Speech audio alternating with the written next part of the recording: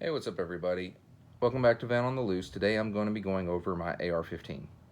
I accessorized this several years ago. Really haven't done anything to it since because it's more of just like a general purpose AR-15. I use it for hunting, but if I wanted to repel intruder, it has the capability of doing it, and I practice, you know, both ways. I go hunting, and then when I go to the range, some of the ranges that I go to do have rooms and things set up for CQB. So we'll start with the buttstock and work our way to the muzzle. So the stock is a Magpul. It's not their most basic stock. I did start out with the CTR, is I believe the model, but it did not have this elevated part here, which I really wanted because it's what I'm used to. It has a compartment here I don't use, but I could drop batteries or whatever in there, but to me, I don't want anything rattling around when am trying to do stuff. You adjust it by pulling that, and then you can lock in place doing this. And then it has the swivel sling mount right there, and the sling, y'all might see right over here. It's another Magpul. It has its own video. It is a 6-position stock, pretty standard stuff. And then moving to the upper and lower receiver, forward assist. I did change the charging handle out.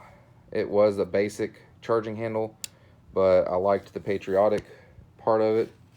And then I changed this part out so I could operate it with one hand, and it has an American flag there.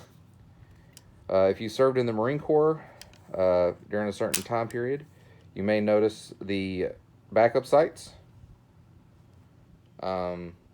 I didn't get this from when I was in the military. I just wanted it because, again, that's what I was used to. It has a True Glow riser for an NC Star, which isn't the best optic on the market. You know, there are very high dollar expensive ones, but what I typically use this for is killing coyotes, and that's been more than enough. While I'm on it, it's got way to change windage and elevation on the fly. It's on a QD. It's got your variables there. It's a 3x9x42, and it has not just the etch reticle, but I can illuminate the reticle, so it does green. And then, even though I dislike using red when I'm using a green flashlight, the green gets washed out. So there's the red reticle, and it's not a bad reticle. Some of you may recognize it, but it's what was on there, so it's what I've run with up until now. I am looking at getting a Vortex. Can't decide if I want an etch reticle, a red dot. I'm still debating on it, but I did change out the dust cover also. Eagle of an Anchor, Semper Fi. Same thing on the other side. Typical release for the mag. This is an enhanced trigger guard because I did want to shoot with gloves. And it has Eagle of an Anchor Marines there. This is a Blackhawk ergonomic grip. And shooting with gloves on, it's not bad. But without gloves on, it is actually kind of skinny. On the other side, I did color fill these things and color filled, in here also. Hasn't really held up with the color fill. I can still see a hint of red in the fire, I can still see a hint of tan in the other parts, but it was more time than I think was worth it, being that it didn't stay. In the magwell, there was really nothing that I've done to it. This is a Bushmaster, and they are very, very sensitive. There's no rattle in the AR, like there's no play back here where the upper and lower receiver come together. But the barrel is actually really tight also, so like I have to shoot brass. If you shoot steel out of it, it will get jammed up, will not extract out of the barrel, and you're going to have to send a cleaning rod down the muzzle to be able to remove that. So I prefer brass anyway, so that really didn't hurt my feelings a lot. Just something to kind of know about. And I run with PMags. It's got a Ranger plate on it, if you were wondering, window. But I do run with PMags, and they are a little tighter to get into this magwell. There are fixes for that. I could Dremel the mag a little bit. I don't want to, but GI mags do work better in them. I haven't tried the other options out there like a Min 2 or Pro Mag or anything like that.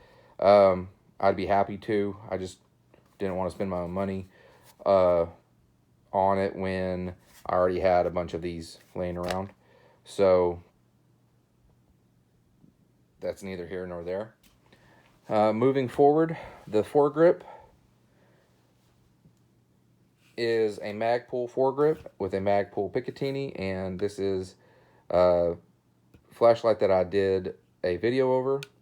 It's a green flashlight because coyotes and bobcats. But I've really liked the Foregrip. It's been really comfortable to shoot off of. This was complete stock furniture, 100%, and that's why I said accessorize it, because I really didn't customize it. I didn't change the barrel. I didn't change the trigger drop. I didn't change the internals. I just ran with what they had because I wanted something that was just stock, should have that company's reliability behind it, and I just wanted it to feel more comfortable when shooting with it and be more of the look that I wanted. So, not to say I'm not going to do other AR setups in the future, but this is just, like I said, a general purpose one, and the setup has worked well. From the fixed front sight forward, I haven't done anything to it. You might notice that it has the bayonet lug, has the sling mount, and then this is actually for a grenade launcher. So not really practical for a civilian application. There is a bird cage. I am looking at cans that fit on bird cages, just because even though I like Surefire, it's extra money. So from the barrel forward, nothing's new. Inside's nothing new. So I didn't really mod anything. When people say that they modded an AR, they custom built an AR, to me that means more of turning a wrench and adding in really specific parts, which this is still essentially a stock firearm. It's just an upgraded one. Like, I've actually seen firearms pretty much with this setup. I mean, obviously not with the Marine customization on it, but everything that I have, I've seen in the store, with the exception of the Blackhawk grip. They had the Magpul grip, but I've seen Colts set up this way. I've seen SIG set up this way. So tons and tons and tons of your more reputable, I guess, starter AR-15s have come set up this way. So not special by any means. So it's not customized or modified. It's just accessorized or upgraded to a nicer package, and it works. I mean, it does its job. It shoots tight groups, which, you know, is partly the gun. I mean, I'm not bragging by any means, but if I'm shooting off a bag, you know, you should expect when you're zeroing a rifle to eventually get tighter groups. And I've hit what I've aimed at when I've been going for, you know, coyotes and bobcats. So if you have questions on any of the stuff you've seen, Mac pool, most people already know. Blackhawk people tend to know. NC Star is to me, it's not a bad optic. It's more of an entry optic. Uh, it's not, you know, EOTech or Trigicon or anything like that. It's what you buy when you're starting out or you're not, you know, using it for your livelihood. So here's what I got. And like I said, if you have questions, ask. Like, subscribe, and share. And thanks for watching Van on the Loose.